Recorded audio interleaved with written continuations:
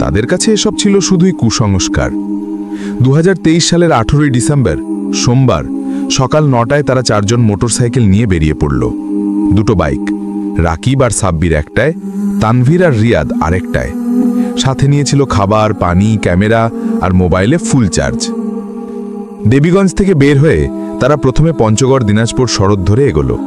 তারপর একটা মাটির রাস্তা দিয়ে ঢুকে গেল গ্রামের ভেতরে। রাস্তা খুবই খারাপ, পাশে ধানক্ষেত, দূরে দূরে কিছু কাঁচা ঘর। প্রায় 1.5 ঘন্টা যাওয়ার পর তারা পৌঁছালো সেই জায়গায়। সামনে একটা বিশাল পুরাতন ইমারত, চারদিকে জঙ্গল, লতাপাতায় ঢাকা দেয়াল, ভাঙা ছাদ। কিন্তু তবুও বোঝা যাচ্ছিল একসময় এটা কত সুন্দর ছিল।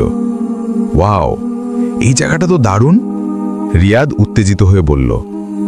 তারা বাইক রাখলো বাইরে একটা বড় গাছের নিচে। তারপর ক্যামেরা হাতে ঢুকে গেল ভেতরে।